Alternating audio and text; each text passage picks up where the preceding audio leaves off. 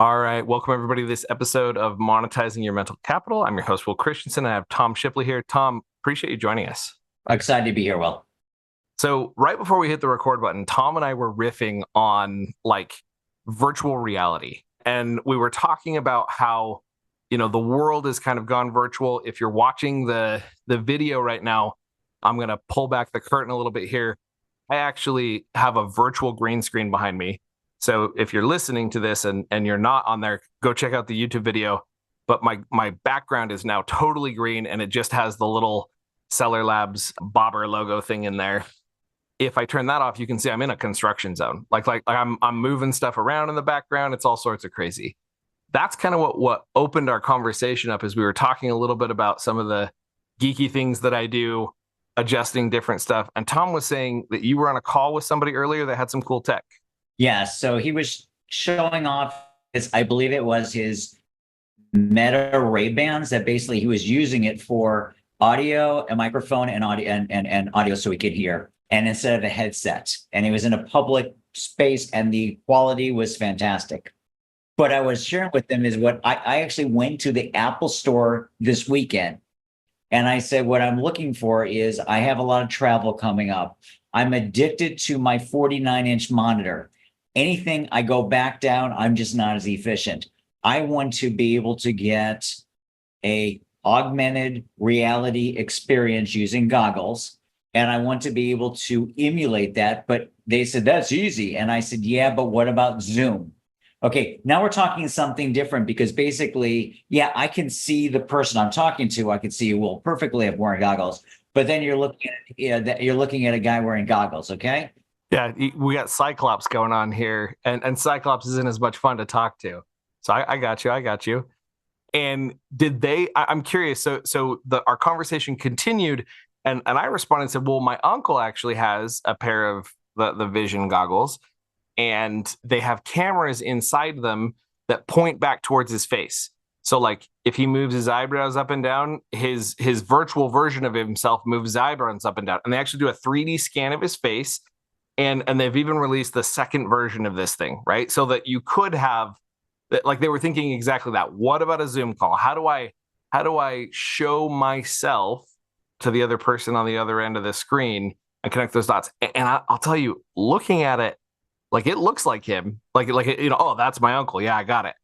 But the smile was just a little bit off. And it was like, they've cloned my uncle. Like it was just weird and uncanny. When you were at the Apple store, did they talk about that? No, they did not know. And they also said that I said, and it will work with my Mac. Or sorry, I don't have a Mac. I don't have a MacBook. What I have is I have a PC. And they said, probably not. And I went, I don't know if that's true, but maybe it was the two techs I talked to.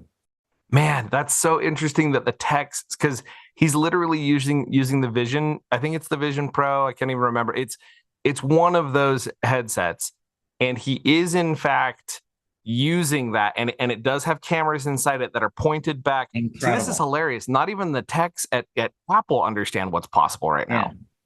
Yeah. Man, I run a YouTube channel called Automation Hunter.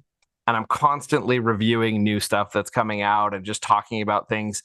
And I'm realizing now I'm going to have to set my uncle's in Europe right now. So I'm going to have to call him when he gets back into the office and say, look, let's sit down.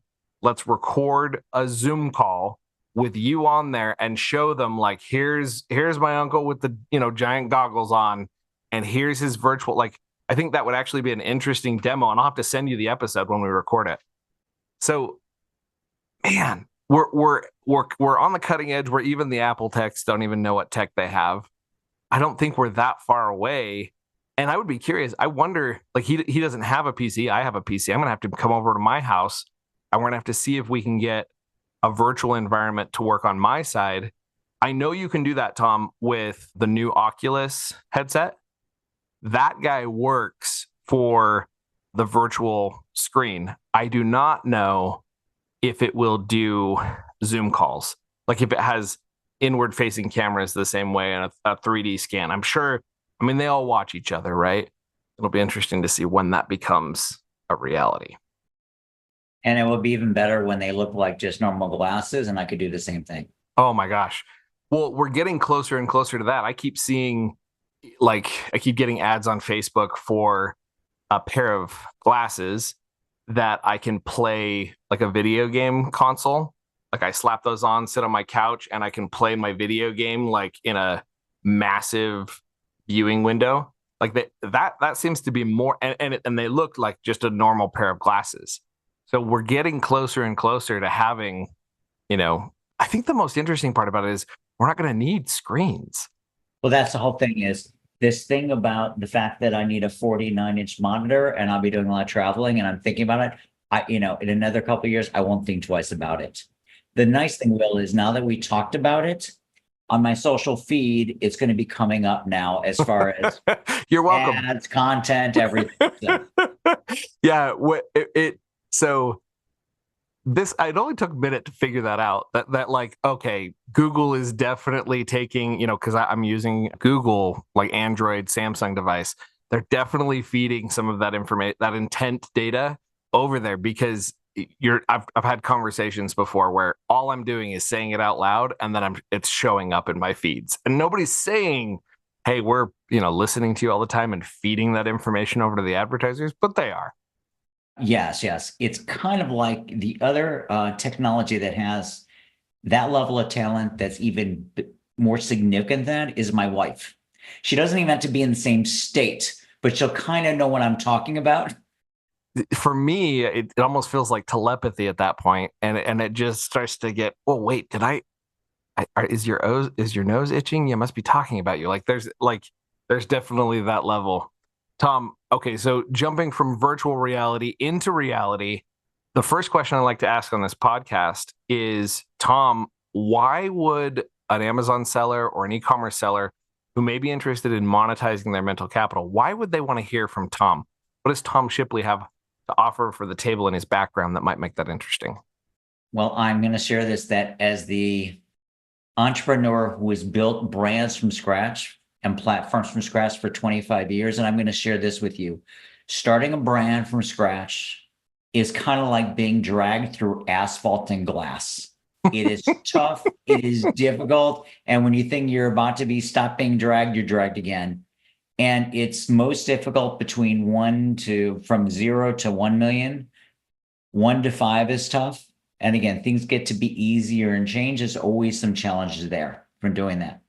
So as a person who scaled the number of brands from 0 to 1 and 1 to 10 and 1 to 50 and 1 to 100 million, and I was lucky that one of my brands over its lifetime did over $1 billion. One of my brands over 700 million. So I've been fortunate along the way to watching these beautiful brands and these concepts grow.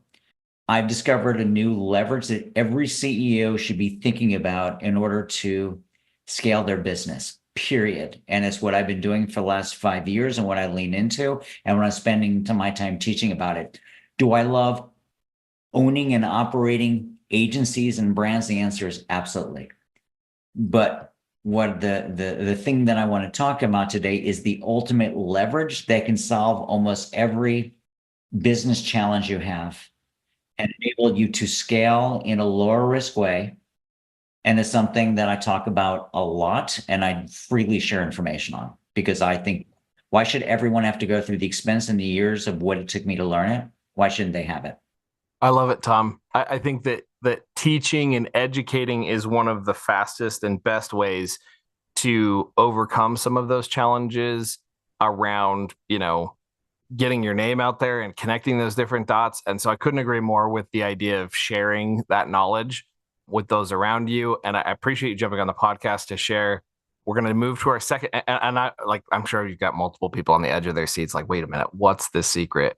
And I'm going to ask that. But first, I'm going to ask the second question I like to ask on these podcasts, which is, when's the first time, Tom, you can remember monetizing mental capital? And I want you to go way back. So I've heard everything from lemonade stands to selling candy bars out of your locker, all sorts of different stuff like that. For my daughter, and so I'll give you a second to think here. My daughter walks up to me last night and she goes, or no, it was actually in the middle of the day during the workday. She goes, Dad. And I was on a work phone call. And I was like, hold on a second, Chief Child Officer's got a question. So I muted the person on the call. She goes, Dad, I am going to make lip balm and I'm going to sell it. and I've got a list of stuff that I found on Amazon, and I want to know if I can buy it, but I only have $40 and I need 81. And she's 10 years old. And I was like, I mean, I'm sure, like, I'm on a call at the moment, but I do want to help you with this. Let's look at it a little bit more. And she was like, oh, I'm always on a call. And we like walked downstairs, and she's like, Dad, really? And I was like, honey, let's do a loan. We'll figure out a loan. So last night we actually drafted up. She hand wrote a contract for, like, I'm gonna loan her the money. And I said, I'll pay you $3 per, I'm the one who has to do the dishes in my house. I'll pay you $3 per time you do the dishes to pay back this loan if you can't pay it back based off of just your lip balm that you're figuring out. And I said, but I need some collateral. What have you got that's worth $50? Because she had 40, right? And she was like, I don't know. I said, you've got a Polaroid camera. You should have seen the look on her face. She kind of like shrunk down. She was like, I don't know if I want to give you, like, she's like, okay, fine. So she put her Polaroid camera on there as collateral, and we actually made a small business arrangement. And her stuff is now coming in from Amazon, and she's getting excited. We'll see how it goes. It'll be interesting. She got the cost per unit down to like 66 cents, and she's going to try and sell them for $2 a piece. That is wonderful. Great story. On my side, I wish I can tell you this brilliant arbitrage idea that I came up with and built my own marketplace at the age of 10. I can't say that. I'm going to say that I was more or less following the rules and the way things should be until I decided to leave university and go into special forces. Okay, cool. Which broke all my paradigms. That wow. process and the momentum of disappointing my parents and starting to break rules and learning that it's about, when you're in the field and when you're in a difficult situation, you never have enough resources. You need to be resourceful. A good soldier, a good medic is one who improvises always. You learn to understand how to think differently. And again, in a contrarian type of way, you have to. Well, that basically changed my worldview and the way I look at everything. And then I said, rules don't apply to me. I hear rules, I understand them, but they don't necessarily apply. Let's go back to basic rules. When you're going to get into special forces, originally there were 10,000 soldiers that tried to get into my unit. Of the 10,000 soldiers that went through a battery test, they picked 1,000 of us for Hell Week. Of the 1,000 of us for Hell Week, at the end of it, they picked 20. And again, we didn't know it was going to end. At the end of the week, there were 25 of us. 18 months later, we're doing training. There were 13. If I was to follow probability and what is the path to success, I'd be an idiot to say I'm going to go from 10,000 and be one of the 13. So again, rules don't apply, and be careful. I'm the exception and not the norm in it when I start thinking. So when I got out of the Army, my view of risk was different. So when I got out of the Army and I said, oh my God, I'm basically back. I'm going to fly through my education because I can, because I don't really need sleep anymore. There is no limits that are there. Let me start my first business. And I did, and I saw this product that was in Israel, and I said, it's not in the United States. And why not start manufacturing it? I have $100 in my pocket. Why not? And I started manufacturing, this goes back a long time, car shades. And then basically next thing I know, because I didn't understand rules and what you're supposed to do, I'm calling the head of promotion and marketing for Chrysler and saying, imagine 1 million billboards and 1 million cars. Hey, I'm coming up next week to meet with GM. Can I meet with you when you're out there? Then I called GM and I said, listen, I'm meeting with Ford next week. I'm meeting with Chrysler. I'm on a plane. I knew nothing about business at this point. I'm calling on 7-Eleven. I'm getting it in different chains. I'm getting in a promotional products. I'm going to trade shows and selling it in trade shows. So I knew nothing. But again, as you started where did I, when I started with find a manufacturer, let me get some units in. I need some cash. Let me sell in. Let me spend my weekend in the flea market generating cash while I'm waiting for orders to be placed and 60 days for Albertsons to pay me. So again, where do you say it started from? How to monetize human capital, but it started with learning how to break the norms and stop thinking like everyone else is, the way you're supposed to do things. So that's fascinating. 10,000 people get through the test. 1,000 of them go through Hell Week, 25 of them at the end of Hell Week, and then 13, as it actually rolls down. So I mean, you're really talking about like 1.3%, right, of the total group that 1 in 99, that were there originally trying in for this. So your idea of probability, the chances of you succeeding for different things are broken at this point. Correct. So how does one do that? And you're right. It is, what does that come out to be? It's 0.01%. Oh, is it 0.01%? Man, I missed it by a whole. Yeah, magnitude. That's okay. So you're totally right. 0.01%. 0.013% are the 13 that actually made it in there. So we're not even talking about one, like, man, okay, all right. Okay. So therefore you understand that, and you have to make in the military, you have to make real life and death decisions. You have to make, again, there's realism you have to view to things, but don't have to take the normal approach to doing things.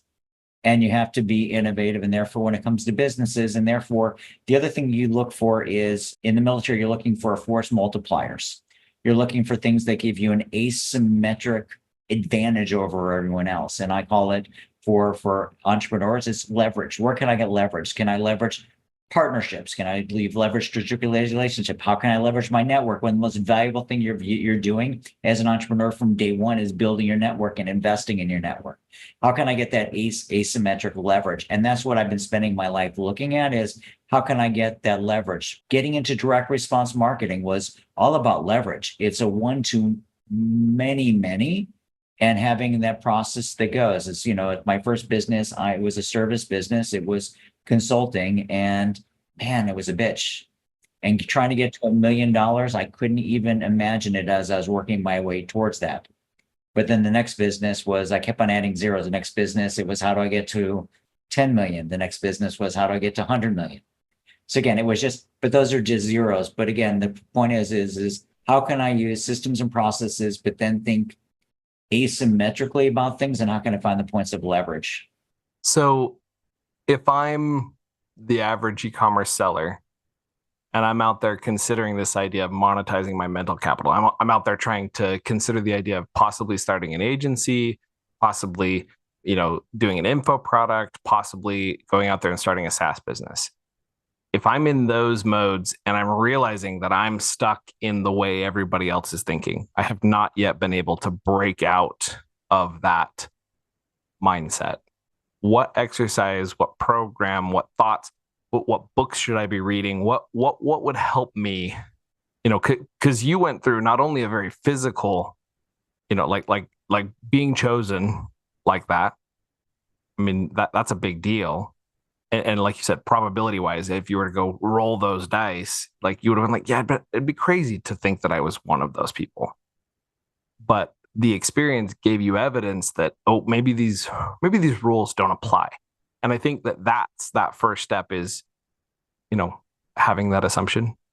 I'll share this with you. Anyone who owns a business right now who views that they're going to succeed past 1 year, anyone that views that their business is going to succeed in the last 5 years, anyone that views that their business is going to do over $5 or $10 million for 5 years, we're talking about getting to low probabilities of 1%.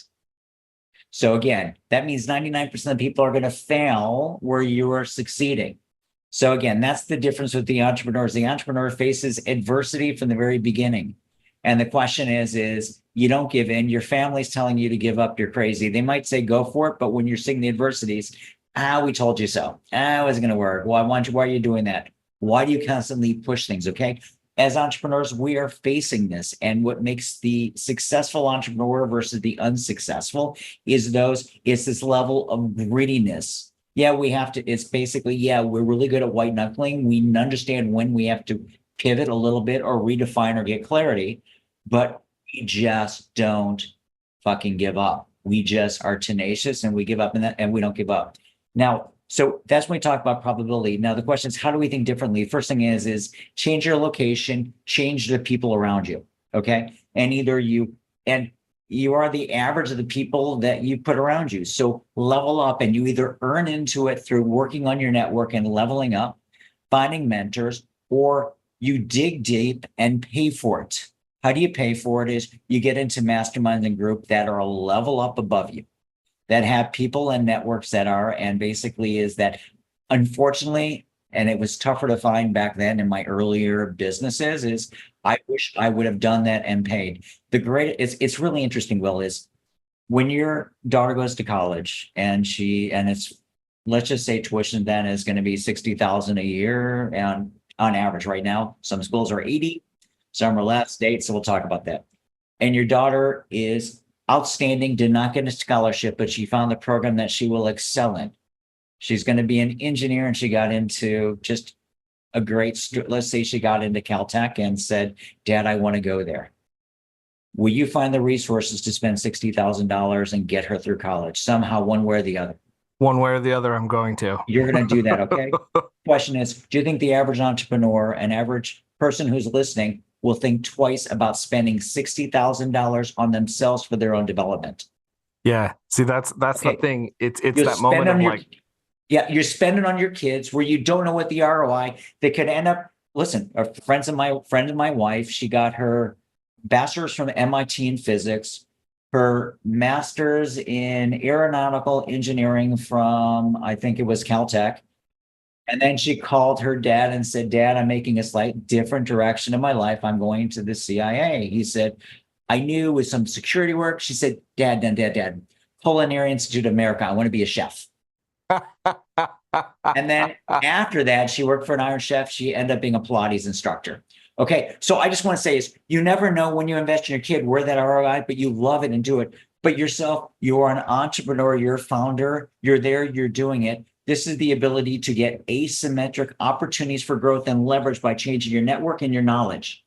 And you're hesitating making investments, and masterminds typically don't cost 60. Okay, you're there. But 60 grand a year. I mean, there are some out there that are 60 grand a year. 100%. So I'm going to say that you ask how you can do it.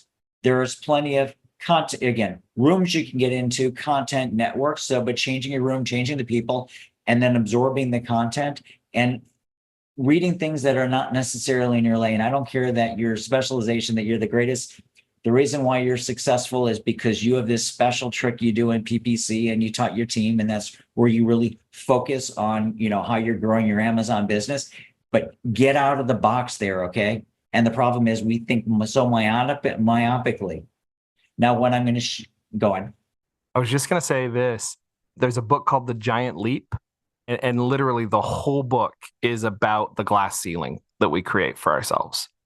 And I think the reason that I would happily figure out a way to pay 60 grand a year for my kid to go to X, Y, or Z is because the idea that they can succeed is one that that's like part of me, right? Like I deeply love and want them to succeed. But there's a part of me that views myself through the lens of I'm not enough, views myself through the lens of, I couldn't go any higher than that because I've failed before. Right. And so I love what you're saying about like, get outside your current sphere of influence, go find, and, dirty secret. Part of the reason I started this podcast is because I wanted to start rubbing shoulders with more people who had done that and had broken through some of these glass ceilings. And I've seen, I sat down with Chad Rubin. This is like one of the very first episodes. And he was like, Will, I just hung out with my first billionaire. I was like, okay, tell me more. And so he's talking about his own glass ceiling and how to break through that. So I love what you're saying. Masterminds are a key to that. Get out of your lane, change your environment, change those who you associate with. Awesome. Something that we do is, I'm going to share just one of my life's philosophy is that, this was shared many years ago to me, and I love it, is that embrace your life and live your life as if your life is this epic novel. And every chapter in your life is an epic opportunity. And for me, I define a chapter in my life as 5 years. So my goal is to make every chapter just epic. Now, what that means, my rules my way of living. And then so what we do is my wife and I decided in 5-year increments, are we want to re-up or we want to change everything? And a lot of times we re-up our 18 years in New Jersey were magnificent, but that was it. And then there's the Austin chapter. So we re-upped a few times into where the kids were at. But I don't want to be stuck in a box that this is really life. Is you should constantly choose it or decide is you can move. When you move, you change everything. You find out what relationships are real and not situational because they keep on going and those are life relationships, but you give the opportunity and rooms for something new. Your business network changes. So there's a lot of magic things happen by just changing location, but it should be everything. If you're not loving your business, then change it, sell it, start something new. Same thing. No matter what you're doing, you can, because Will, is there anything you can't become a physician in 5 years? Maybe it might take 2 chapters for that, but you can do anything in 5 years. If you start today with that focus and that passion. I can do anything in 5 years. You can do anything. I think you might have just nailed the title of the episode here. You can do anything in 5 years. So you decided to, I love the story you said about, calling. How did you get to the people, like you said, like head of promotion at Chrysler? How did you get there? Like did you just call and start asking questions? Like, tell me about that conversation. So I just picked up the phone and started asking who's the head of marketing, who runs all your promotion, who does what are your promotion products. And I kept on getting to as high up as I could. And something funny is there was this period of time where you can get to, and if you really are tenacious enough, you can get to almost anyone on the phone. Then there was a period of time where you couldn't. And now we're at a period of time of you can talk to anyone on business on their cell phone. You can get to anyone. There's a ways to get people's cell phone numbers. No one ever calls. No one ever calls me. If someone, again, I say that except for solicitors and I know when they are, but if it's a person and there's a name on there, there's a probability that I will pick up if I believe it's not just a solicitor spam call. Yeah. But basically therefore I'm more accessible now than I have ever been for that reason by phone. So you can reach most anyone by phone. I'll tell you what, Tom, especially, so I found that the text message is like a really powerful tool in this instance because I can shoot a text message. And once I've got that cell phone number, and I've had that before where I've shot a text message to someone that I don't know, and I open it up that way. Look, Tom, you don't know me, and I give them the short version of where it is. And I need 5 minutes of your time because I'm confident that you're going to unlock my next chapter. That person, I'm like, sure, call me. Right. Like, let's chat through this. And as long as they're genuine and we're having an interesting conversation. Another person I would tell you to go, if I'm gonna have to find the episode or the link to this, a mentor of mine sent me Tim Ferriss's talk that he gave at South by Southwest. And it's his guide to networking. And it talks about being freaking genuine. Like, just be genuine, talk to the people that are there and be connected to what's there. And the way he describes it is really, really powerful because that's what it's about. It's about being genuine. And he said, don't discount who you meet. He said that there was a waiting room at South by Southwest where it was just like people hanging out and like being on their laptops and stuff. And there was a girl there who was like in charge of checking people in or checking people out or whatever. And he just sat down and started chatting with her. And it turned out like she was the spouse. Like, he was telling her about, I want to write a book and all this stuff.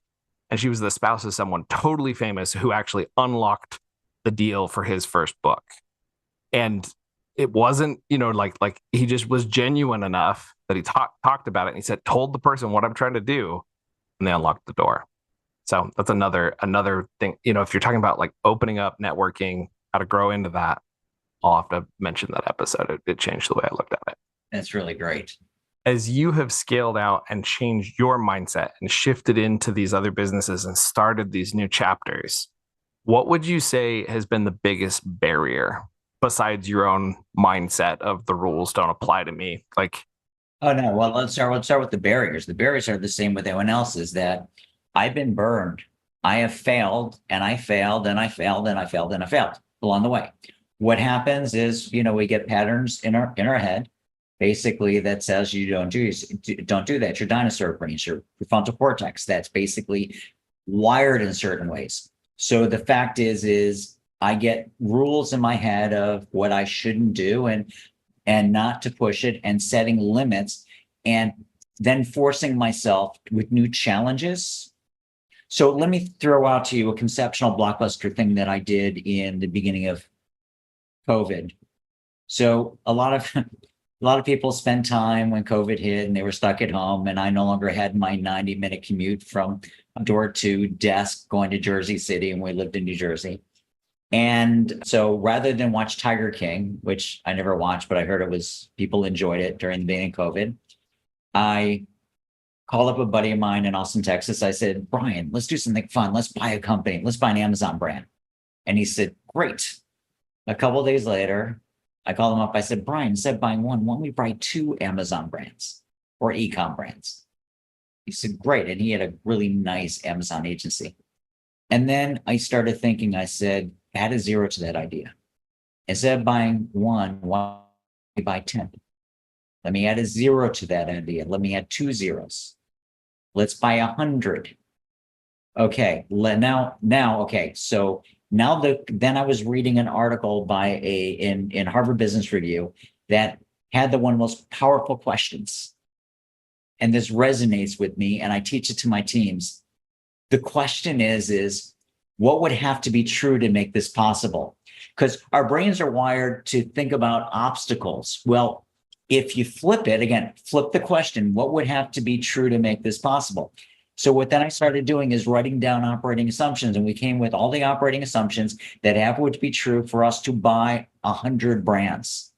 And then we came up with those operating assumptions, because in my experience, when I was building Atlantic Coast brands, what would happen is that we'd have a brand that was doing 50 or 70 million of revenue, and one was doing 10 to 20. And then there were a few that were doing a few million. They would die on the vine because they get the resources. Our best resources would go to our biggest brands. So you need to that's an example of having to rewrite a playbook if you're going to manage 100 brands successfully. So wrote down the assumptions, developed the assumptions, and said, this can be true, this can be true, we can make this true, and this is how we're going to make this true. And then with that, put together a deck. We went out and started recruiting some leaders in Amazon. With that, I went and did something, and I realized that the ideal amount of capital to do this was $100 million. I've never raised $100 million. It was conceptually almost impossible. Okay. How do you raise $100 million without a home run from a concept, from a 8-page deck that I hired someone to do a great job, an 8-page deck? How do you do that? And I've raised a decent amount of money on mezzanine debt capital, but never that level. And then so I called up, but that was an existing large business. So then we had 7 pitches to private equity, and we got 6 term sheets. Put together 2 favorite private equity firms, and that's where we raised $100 million for founder brands. It was Central Brands and Change of States. So again, how did you know those 6 private equity people? Was that just like in the masterminds that you'd paid to be part of, or like where? So the answer is, along the way, I had spent the last 5 years over indexing on building my network.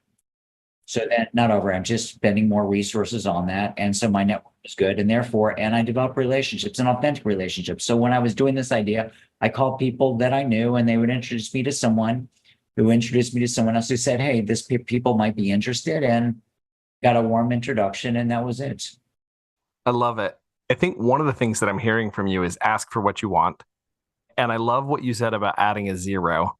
I just recently got recommended the book 10x is easier than 2x. And I think that's exactly the thinking you're talking about. I haven't had a chance to read it yet. I'm really excited about it. And I'm on the cusp of doing that, I think, in a couple of different businesses that I'm working on. But I couldn't agree more that like we naturally think our way around barriers. If we put our brain in that spot of 10x, okay, well then what do we need to get there? And we'll kind of come back around to it and our way around it. I challenge every business owner to add a 0 onto their business and ask the same question. Now, and then add another 0. What would my business look like at 10 million? What would my business look like at 100 million? What would have to be true to make it? It doesn't mean you should do it. It does not mean you should take your $1 million beautiful business that's giving you a good quality of life, make it 100 million. But break the barriers and ask the questions. And again, that's another key to have you think differently from taking that directions to this. Let me ask you this, Will. Do you know why it is easier to do 10x than 2x?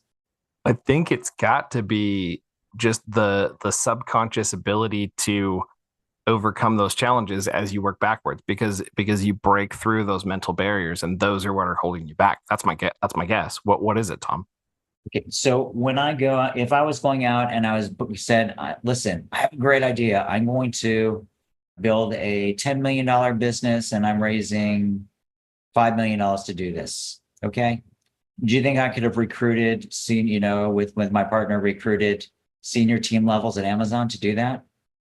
I mean, no, you would need to, it'd have to be a bigger piece of the pie. Cast a big vision. Whatever you're doing is cast that big vision and again, in life, people want to be part of the movement, part of something big. So by casting a big vision and big goals, you can recruit and hire better people, better talent, better clients, better customers. The more, with certain amount of volume, you can afford the tools and the infrastructure you need. So that's why 10x is easier than 2x, because you have the resources, tools, and people, and the network to make things happen. Different vendors will talk to you. Strategic partnerships are easier to get. So that's why it's good to think in that way, because those opportunities are there. So when I teach entrepreneurs how to buy businesses, I always start with what's your narrative and what's your plan, what's your idea? Because again, it is easier to acquire businesses when you're buying businesses into your big narrative. But it has to be authentic. Don't do things that are bullshit. In life, yeah. One is life is too short. You shouldn't be inauthentic or whatever you do. There's nothing that you should do. It's not worth selling your soul. Whatever you do is be authentic. But then when you're authentic and you're passionate, there's nothing better than that. I love it. Okay. So I've got a few more questions that I'd like to ask on this podcast. Are we going to get back to the first question or no? Actually, let's go with that question first, and then I've got a few more. So what can I do? You said, we're talking about that first question. You said, look, I'm here to teach everybody how to break out. I wondered if we'd already covered it. Tom, what else have you got for us? Okay. So the leverage, the thing that it took me so many years to learn, to realize it should not happen by accident. There's a programmatic way, and it's the biggest point of leverage that every CEO should be thinking about versus starting business from scratch or adding an extra product onto your e-com business and making that big investment. Developing something new is acquisitions. Acquisitions can solve most every business problem. I don't care if you don't have any money. I don't care if you don't have the resource. I don't care if you don't have the knowledge. Acquisition is the most predictable, lower way to achieve your goals and solve almost any business problems. Case in point, I shared with you that we hit $331,000 in revenue with our first brand, hydroxytone, that we started in an attic outside of Richmond, Virginia. We ran out of all our resources. We ran out of money. We were done. We brought on a client to pay some bills. They were a $15 million business out of Hoboken, New Jersey, making $1.5 million of revenue. A young couple were running the company. They built it from scratch and starting in college. We went, oh my God, this incredible business. You got a brilliant IT person that develops your platform and your microsite platform, your funnel platform, and CRM. You have accounting team, you have fulfillment. We were joking, we'd love to buy your business. They said, what price? We threw out a ridiculous price. It was high enough for them. And then we said, okay, then we signed a letter of intent. Now we had a deal to do buy business. We didn't have any money, but then we got resourceful. We got the capital to buy them. We bought it. And that platform enabled us to take that brand hydroxytone from $331,000 in revenue to $100 million in revenue 3 years later. Okay, that's because we bought that platform. It was an acquisition. Most of my business problems have been solved because I got in a jam and did an acquisition. So when one of the things that I shared with you when we were starting Foundry Brands was, what were the operating assumptions? We need a programmatic and systematic way to do acquisition that would lower the risk. We need a playbook in order to do this. I'm an industrial engineer. And over time, with another partner, that evolved into using the same methodology used in programming Scrum and Agile methodology, but it's simple. It's SOPs and having frequent meetings on that with your team in order. So those once in a lifetime deals should happen on a every few months basis or a monthly basis.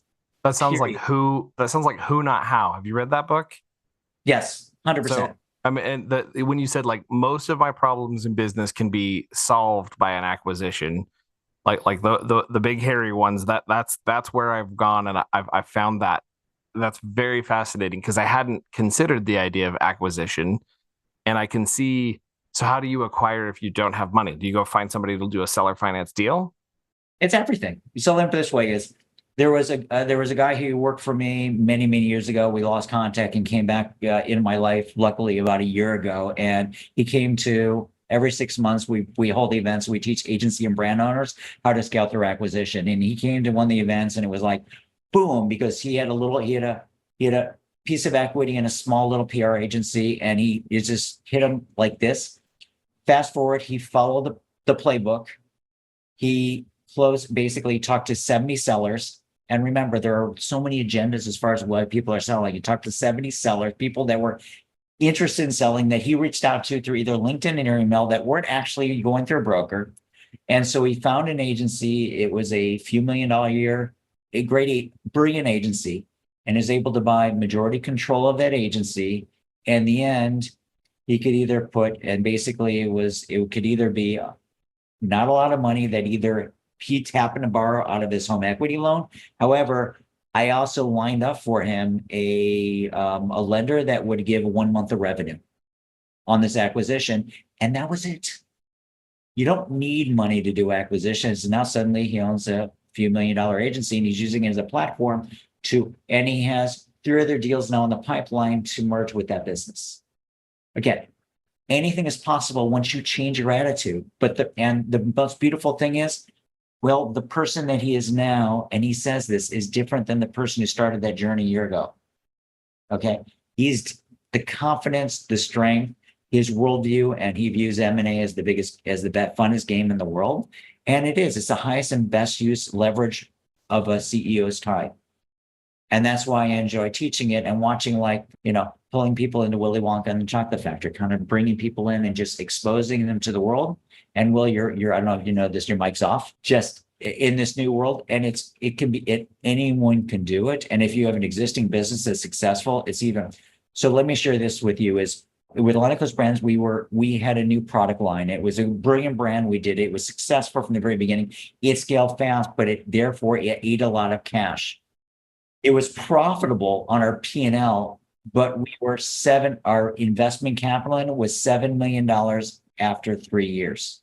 Do you know how many businesses I could have bought with leverage and a little bit of capital? But again, we didn't start off. We started off with just putting it in, and we're $7 million deep with that business. Okay. There are better ways to scale. And every time, if I have an e-com business, think about it. And I've seen this with entrepreneurs. You have a successful one product business, but it's on fire. It's gone down 10, 20, $30 million.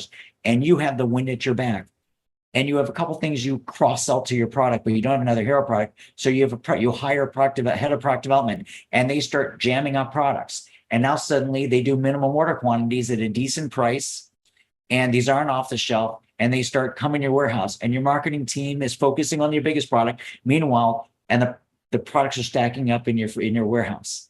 Meanwhile, you end up having $1 million of all these extra products or $2 million. And meanwhile, haven't figured out a way to sell them. Why would you do that versus going out and someone is out there that's tired of their business, wants to move on to the next opportunity, and they're sitting there with $1 million or $2 million, or $3 million or $5 million business they want to get out of, and you can do seller financings. We had a $10 million skincare brand that was not core to our business. We didn't want to spend any resources on that. All I wanted someone to do was to take over the inventory, and as they're selling down the inventory, to pay us for it. And Deals are out there. "Oh, sweet, yes, please." And I didn't know how to find a buyer for this. Interesting. Back then, there are so many deals out there, but people aren't asking questions. Every time you're talking to someone, any entrepreneur, you can say, "What are your plans for the future? Do you plan to sell would you ever plan to exit or sell your business?" Boom, and now a new opportunity comes up. I promise you, anyone here that's talking, if they post on their Facebook or Instagram, I'm interested in investing and buying in a business in this vertical, meaning I'm in pet supplements. If you have something, reach out to me, have the conversations. And it may be something today, it may be something a year from now or 3 years from now. Or they may be, so again, it's thinking different. Again, remember we go back to Interesting. discussion, thinking out of the box. Breaking that mindset. The rules don't apply to me. Okay. So I've got a final couple of questions for you here that I ask on every podcast episode. Tom, here's the question. Think back to, this is Tom who just made it. He's just broken down that barrier. He's in the special forces. He's made it, from the 1,000 to the 13. If you could make a phone call to that version of Tom, so he's had that realization already around, the rules don't apply to me. If you could give him some other piece of advice that might help him upscale his ability to monetize his mental capital, what would that be? What would you tell him? Don't stop investing in yourself. Keep on paying the money to upgrade your skills. And I'm not talking about university. Because remember, I came back and got 2 degrees in industrial engineering. That ain't it. Okay. Keep investing in the content, in people that will train you, and understand that you can learn anything. I can go online tomorrow and find the greatest expert in almost any field who's working for a company and say, can I buy 2 hours of your time? I just was able to buy potentially some introductions, names. How much you ask someone, how much do you want for an hour of your time? What do you think most people will say? I mean, the entry, I've actually been fascinated by this. I have successfully been a consultant where I've sold my time selling automation consulting for like $350 an hour. But just the average Joe coming off the street, like maybe $100, maybe $200. By the way, if I can talk to someone who is I'm buying an advertising agency. I want someone, and I really want to know where the greatest opportunities are. So let me call someone who's working for one of the largest Digitas boss, or just one of the big holding companies, and the head of marketing, head of media buying, and say, hey, can I buy an hour of your time? I'm looking at expertise in whatever type of technology. I want an hour of your time. I don't care if I pay $500. I don't care if I pay $1,000. The amount of time they're saving me is disproportional. Again, we're talking about leverage. So that's why I say be creative and don't be afraid and just go for it. So what I would tell myself is, don't hesitate, pick up the phone and keep on investing in yourself. You're going to get the ROI there. The other thing that you learn lessons. When I had my first business, it was named after me. Someone convinced me it should be named after me. And suddenly my name was on millions of catalogs that showed up in people's houses every day. It was on the website. Then magazines started calling me, newspapers started calling me for interviews. And this is my first real business out of the Army. The amount of exposure I get and networks that I built were incredible. But then after that, I got quiet for almost a decade.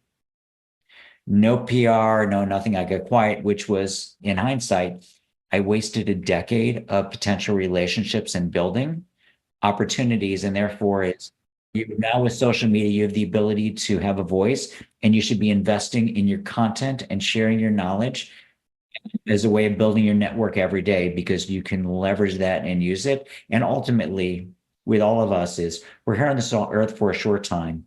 We're here on this earth that we can have an impact. The greater your voice, the greater impact you can have. And if that's not going to drive you, I don't know what does. I love that. So as I look at that and I consider, I get the idea of calling someone and be like, hey, for 2 hours of your time, go find an expert for 2 hours of your time. What could I get for that?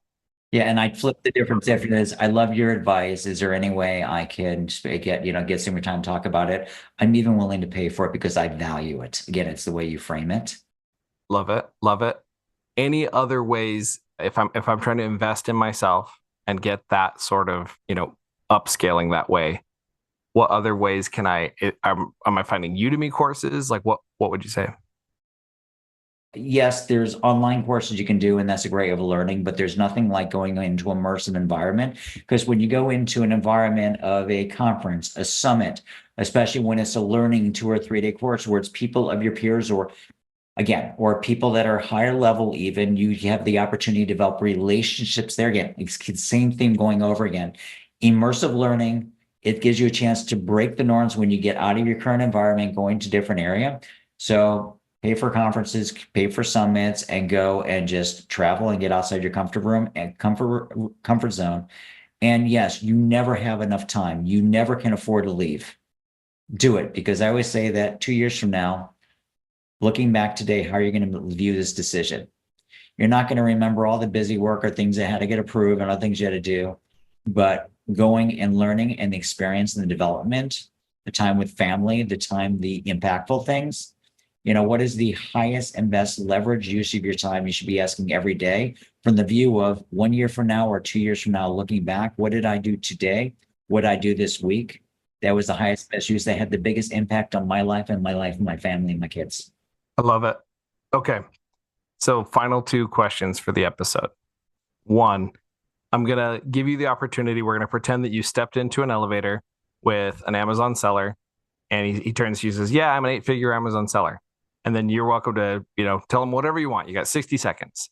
Right after that, I'm going to ask you for any tips, tricks, hacks, or books that you've come across in the last year that have helped you upscale your ability to monetize your mental capital.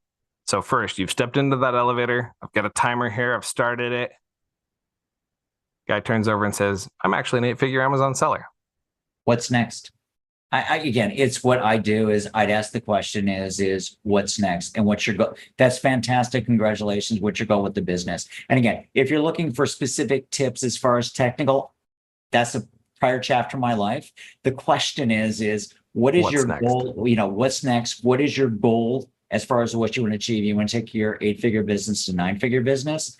And then I want you to think about acquiring a business, parallel business, because basically as you scale, you're going to get multiple arbitrage. Multiple arbitrage is right now your company is worthing maybe 5 times your EBITDA or 4 times your EBITDA, depending on your size and what profit. Okay.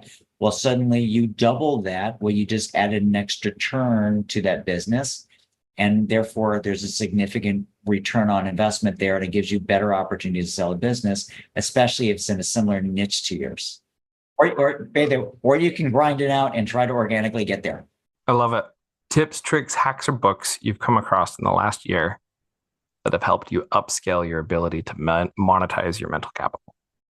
Over the past year, I think I'm going to stretch a little bit to the 12-month mark. I think it would be Atomic Habits. That one's come up a lot. I love that.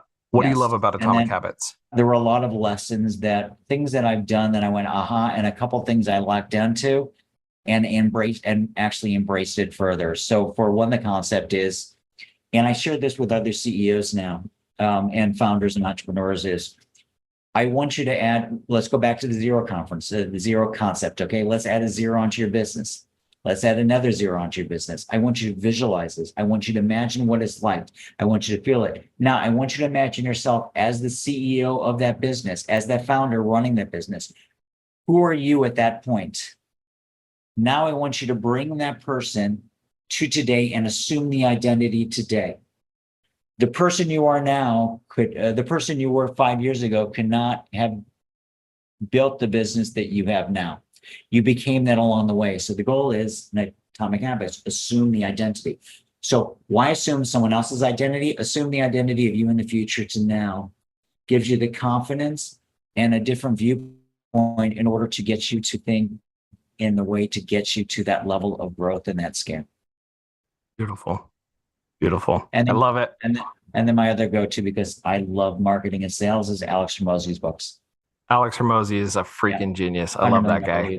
$100 million offers, $100 million leads. That's come up a lot on the podcast as well. So smart dude. That's it. He's great. Tom, thank you so much for joining us on Monetizing Your Mental Capital. Appreciate your time today. Absolutely will. Enjoyed this.